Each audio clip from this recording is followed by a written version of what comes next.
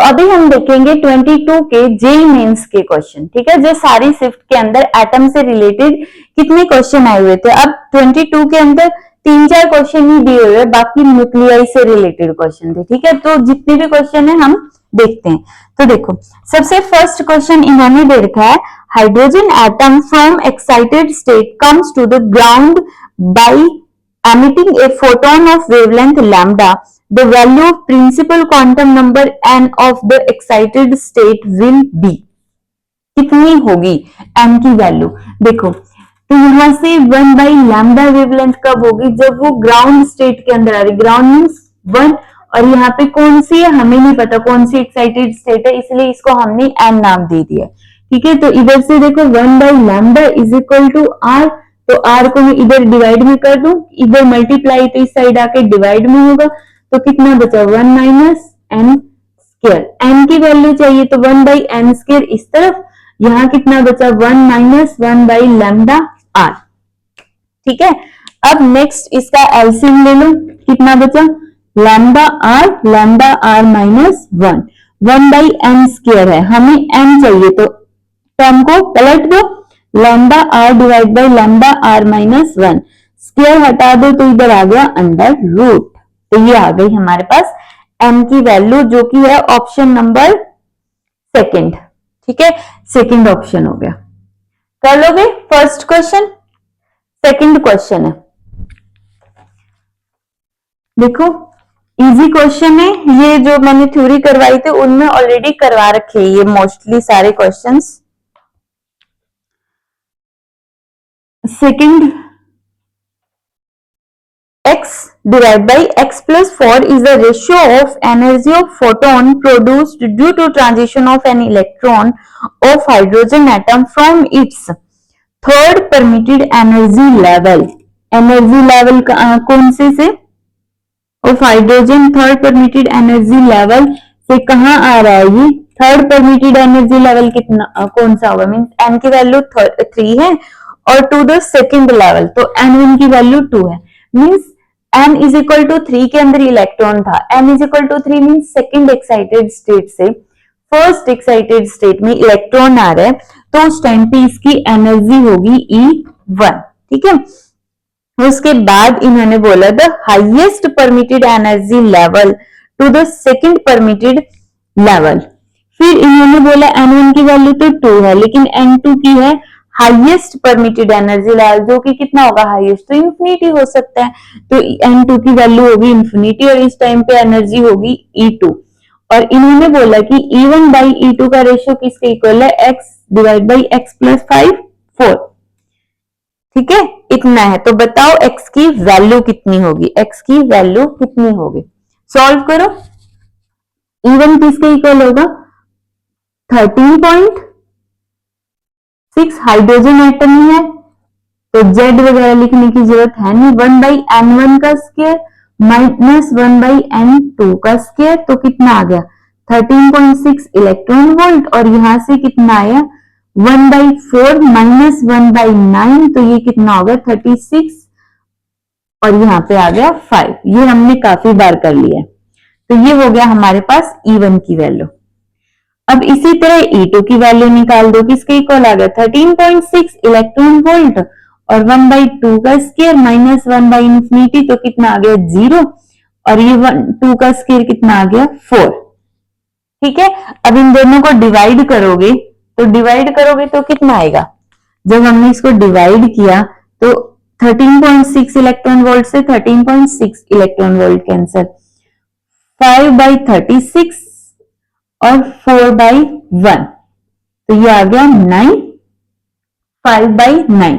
लेकिन हमारे पास जो वैल्यू है वो इतनी है, तो हमें इन दोनों को सॉल्व करके x की वैल्यू बतानी। क्रॉस मल्टीप्लाई करो, 9x is equal to 5x, 5 का 20, 9x minus 5x is equal to 20, तो means 4x is equal to 20, तो x is equal to 5।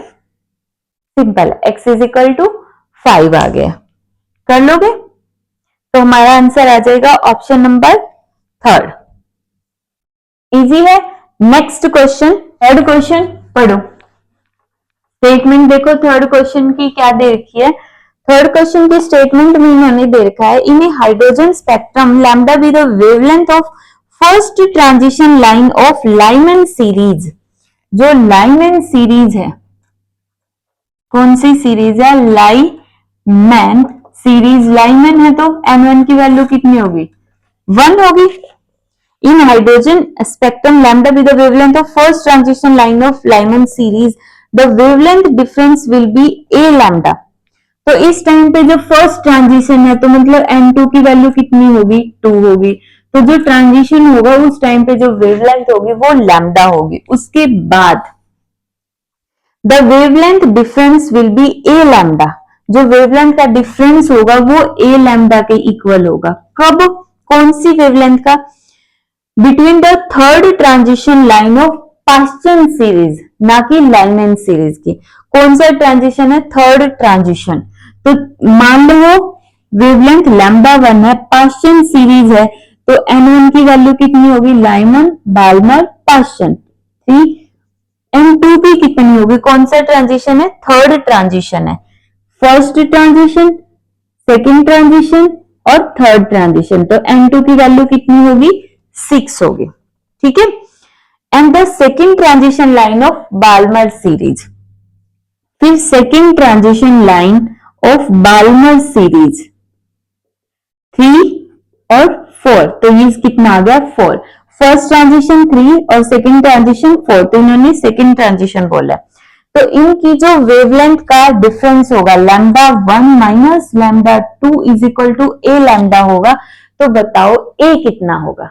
Easy question है बहुत ही। तो देखो 1 by lambda 1 is equal to R 1 by 3 का square minus 1 by 6 का square.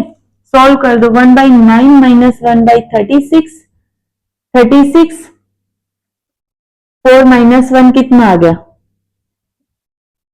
Are 3 by 36 आ गया। और लैम्डा 1 किसके इक्वल आ गया? 36। कैंसिल कर दो, पूरा हो ही गया। 1 2 तो कितना आ गया? Lambda 1 12 by R. Simple calculation थी, हमने कर दी। उसके बाद है लैम्डा 2 कैसे निकालेंगे? 1 by lambda 2 is equal to R 1 by 2 का स्क्वायर 1 बाई 4 का स्क्वायर। तो किसके इक्वल आया? 1 बाई 4 माइनस 1 बाई 16। तो किसके इक्वल आएगा? एलसीएम 16 आ गया। 4 माइनस 1 3 बाई 16, तो 3 बाई 16। तो लैम्डा 2 किसके इक्वल आ गया? 16 बाई 3 आर। ठीक है। लैम्डा 1 और हमने लैम्डा 2 रख दिया है। अब हमें यहाँ पे इसको इधर पुट कर लो। Lambda 1 12 by R minus lambda 2 16 by 3 R. हालांकि हमें आर की वैल्यू यहां से निकालनी पड़ेगी, बट फिर भी एक बार के लिए सॉल्व करो। एलसीएम कितना ले लिया हमने? 3r। तो कितना आ गया यहां से? 36 माइनस 16। ठीक है। ये लैम्डा 1 माइनस लैम्डा 2 है जो कि ए लैम्डा के इक्वल है। तो यहां से देखो जब हम 36 में से 16 सब्ट्रैक्ट करेंगे तो कितना आएगा? 20 by 3r is equal to a lambda. इतना क्लियर हुआ? उसके बाद यहां से निकालो। इधर से जब हम ये वैल्यू निकालेंगे 1 by lambda is equal to R 1 by 1 minus 1 by 2 का स्क्वायर 4। तो कितना आया? 1 by lambda is equal to R. अंदर कितना बचा? LCM 4 4 minus 1 3 by 4। तो आर किसके इक्वल आ गया? 4 बाई 3 लैम्डा। ठीक है। तो इधर पुट करो। आर की जगह जब हम पुट करेंगे तो आर की जगह क्या आ जाएगा? आर की जगह लिखो 4 बाई 3 लैम्डा चला गया ऊपर, तो कैंसिल हो रहा है, कैंसिल करो। 5 लैम्डा से लैम्डा कैंसिल, ए की वैल्यू कितनी आ गई? 5। ठीक है। ए की वैल्यू कितनी आ गई? 5। तो आंसर कितना आ गया? Option number first. कर लोगे? तो ये थे 2022 के तीन ही क्वेश्चन थे एटम से रिलेटेड। बाकी क्वेश्चन इसमें न्यूक्लियाई से रिलेटेड आए हुए। इसके साथ ही देखो 25 के क्वेश्चंस। इसमें फर्स्ट क्वेश्चन इन्होंने पूछा, the frequency of revolution of electron in Bohr orbit varies with N. Means इन्होंने बोला है कि जो फ्रीक्वेंसी है वो एन के साथ किस तरह से वेरी करती है, फ्रीक्वेंसी और एन का क्या रिलेशन होता है ये हमें बताना है। तो देखो फ्रीक्वेंसी का फॉर्मूला क्या होता है, कि Z E square divide by N H R. ठीक है, तो frequency directly proportional to Z और inversely proportional to N R. मैं पूरा क्यों बता रही हूँ, मे भी वो जेड के ऊपर पूछ ले डिपेंडेंस, आर पे डिपेंडेंस पूछ ले, तो ये आना चाहिए। और आर हमें पता है directly proportional to N square divide by Z. जब आर की वैल्यू हम इधर पुट करेंगे तो एन स्क्वायर और ऊपर चला गया जेड। ठीक है, तो कितना आ गया, Z square divide by N cube. तो frequency is inversely proportional to N cube, जो कि है ऑप्शन नंबर 4 के अंदर। ठीक है, तो फ्रीक्वेंसी की वेरिएशन पूछ सकता है, स्पीड की पूछ सकता है और रेडियस की पूछ सकता है। स्पीड की अभी हमने थोड़ी देर पहले की थी कि जेड के डायरेक्टली और एम के इनवर्सली प्रोपोर्शनल होता है। ये रिलेशन याद रखनी है क्योंकि बहुत रिपीट हो चुके हैं, मीन्स 2-3 साल के बाद ये क्वेश्चन रिपीट हो जाता है। किसी में वो वेलोसिटी पूछ लेता है और किसी में फ्रीक्वेंसी, किसी में रेडियस। रेडियस मोस्टली सबको पता होती है, रेडियस कम पूछी है, वेलोसिटी और फ्रीक्वेंसी डिपेंडेंस पूछी। उसके बाद जो हम नेक्स्ट क्वेश्चन करने वाले, ये मैंने 3 से 4 बार करवाया अपने प्रीवियस लेक्चर्स के अंदर। तो देखो इन्होंने बोला है the number of spectral line emitted by the atomic hydrogen that is in the 4th energy level. इन्होंने बोला है कि अगर कोई एटम 4th एनर्जी लेवल में है तो कितनी ट्रांजिशन वो करता है, कितनी वेवलेंथ वहां से एमिट आउट होती है। मैंने बहुत बार बता लिया कि जब नंबर ऑफ ट्रांजिशन हो, नंबर ऑफ ट्रांजिशन या फिर नंबर ऑफ वेवलेंथ हो, नंबर ऑफ वेवलेंथ हो, तो कितनी होती है, n into N minus 1 divide by 2। तो कितना हो गया, n की जगह 4 माइनस 1 डिवाइड बाई 2, तो कितना आ गया 4 इंटू 3 डिवाइड बाई 2, तो कितना आ गया 6 ट्रांजिशंस। कितने होंगे, 6 ट्रांजिशंस। याद रखना, ये जरूरी नहीं है n की वैल्यू 4 हो, बाकी अब तक जितने क्वेश्चन किए ना हमने 21, 22, 23, 24, 25, कॉम्बिनेशन यही है। किसी में 6 ट्रांजिशन देके स्टेट पूछ रखी है, किसी में स्टेट देके ट्रांजिशन पूछ रखा है, किसी में वेवलेंथ की फॉर्म में दे दिया, बट है यही 4 और 6 वाला। बाकी कुछ भी आ सकता है, फॉर्मूला याद रखना। ठीक है, नेक्स्ट क्वेश्चन, और एटम का ये लास्ट क्वेश्चन है क्योंकि इसके अंदर ड्यूअल नेचर से रिलेटेड क्वेश्चन ज्यादा पूछे गए थे।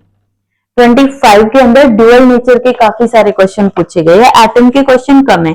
न्यूक्लियाई के भी 3 ही क्वेश्चन है एक एटम के अंदर। एटम का क्वेश्चन ये इलेक्ट्रोमैग्नेटिक वेव का क्वेश्चन है। इलेक्ट्रोमैग्नेटिक वेव की सारी वेव दे दी और बोल दिया इनको वेवलेंथ की फॉर्म में अरेंज करो असेंडिंग ऑर्डर में। ठीक है, तो स्पेक्ट्रम याद होना चाहिए, जो इलेक्ट्रोमैग्नेटिक वेव का स्पेक्ट्रम।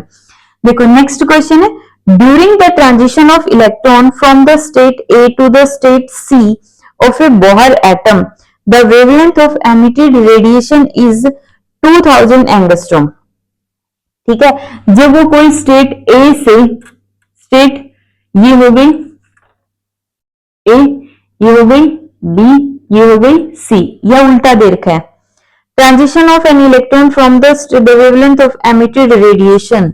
अच्छा, ए ऊपर है, ए बी सी, ये देखना पड़ेगा। इन्होंने बोला है कि जब इलेक्ट्रॉन ए से सी स्टेट के अंदर गया तो उस टाइम पे जो वेवलेंथ रिलीज हुई वो वेवलेंथ कितनी है, जब ए से सी में गया 2000 एंगस्ट्रॉम। ठीक है, and it become 6000 angstrom when electron jumps from the state B to C. जब वो बी से सी में गया तो वेवलेंथ कितनी है, 6000 एंगस्ट्रॉम। ठीक है, then the wavelength of radiation emitted during the transition of electron from the state A to the state B। जब वो A स्टेट से B स्टेट में आएगा तब बताओ जो वेवलेंथ रिलीज होगी वो वेवलेंथ कितनी होगी जब वो A से B में आएगा। ठीक है, ट्राई करो ये क्वेश्चन। तो देखो सबसे पहले हम ये वाला एनर्जी का डिफरेंस निकालते हैं, किसके इक्वल होगा। एनर्जी का डिफरेंस निकाल लो वरना वेवलेंथ के लिए देख लो किसके इक्वल होगा, आर 1/n1, n1 कौन सा है, c, तो n c का स्क्वायर माइनस 1/n a का स्क्वायर। ठीक है, सिंपल। उसके बाद इसी तरह यहां से जो ये AC है लैम्डा, ये इन्होंने दे दिया है 2000 एंगस्ट्रॉम। ठीक है, इसी तरह तुम निकाल लो BC के लिए। BC के लिए कितना हो जाएगा, 6000 angstrom is equal to R 1/BC के लिए ground state C n C का स्क्वायर माइनस 1/n B का स्क्वायर। ठीक है, इतना हो गया। अब देखो हमें चाहिए AB का, तो यहां से जो वेवलेंथ रिलीज होगी वो 1/लैम्डा R 1/n B का स्क्वायर माइनस 1/n A का स्क्वायर। कैसे निकलेगा, तो देखो यहां से अगर मैं इन दोनों इक्वेशंस को सब्ट्रैक्ट कर दूं, इसमें से ये वाली सब्ट्रैक्ट कर दूं, तो C से C कैंसिल हो जाएगा और ये प्लस का होके यही इक्वेशन बन जाएगी। तो इसको इक्वेशन 1, इसको इक्वेशन 2 मान के, तो सब्ट्रैक्टिंग इक्वेशन कौन से में से कौन सी सब्ट्रैक्ट करनी पड़ेगी, ये हमें पॉजिटिव चाहिए, तो इक्वेशन 1 माइनस इक्वेशन 2। ठीक है, सब्ट्रैक्ट करो, तो 1/2000 एंगस्ट्रॉम माइनस 1/6000, यहाँ पे 6000 एंगस्ट्रॉम इज इक्वल टू, यहां से देखो R कॉमन, 1/n C का स्क्वायर माइनस 1/n A का स्क्वायर, और सब्ट्रैक्ट करेंगे तो n C का square minus minus plus n B का स्क्वायर। इससे ये कैंसिल और ये हमारे पास एज इट इज बन गया, तो ये आ गई R की वैल्यू। ठीक है, अब यहां से सब्ट्रैक्ट करो, 6000 एंगस्ट्रॉम हमने एलसीएम ले लिया, ऊपर कितना बच गया, 3 बचेगा, 6 है तो 2 इंटू 3 6 माइनस 1, तो कितना आया 2/6000 एंगस्ट्रॉम, 2 से ये cancel, 3000 angstrom is equal to R। Means यहां से जो वेवलेंथ आई है हमें क्या बतानी है, वेवलेंथ ही बतानी थी, तो वेवलेंथ कितनी आ गई हमारे पास, 3000 एंगस्ट्रॉम आ गई, 3000 एंगस्ट्रॉम। क्लियर। अब इसको देखो एक और मेथड से हम इसको थोड़ा सा समझते हैं कि ये सब्ट्रैक्शन वगैरह का कॉन्सेप्ट छोड़ के सिंपल देखो इसको। मान लेते हैं कि ये जो C है इसका एनर्जी लेवल है 10, ये है हमारे पास 5 और ये हमारे पास हो गया 3। ठीक है, अगर मैं इन दोनों का देखो, इन दोनों का कितना डिफरेंस है एनर्जी लेवल, 7 का, इन दोनों का कितना है 5 का, तो इन दोनों का कितना होगा, 7 में से 5 सब्ट्रैक्ट कर दो। यही तो हमने किया अभी भी, इसकी एनर्जी में से इसकी एनर्जी सब्ट्रैक्ट कर दो तो ऊपर वाली एनर्जी मिल गई। ठीक है, तो ये तो हमारे 25 के जेईई मेंस के 3 ही क्वेश्चन आए हुए थे एटम से रिलेटेड, वो हमने स्टडी कर लिए। ठीक है,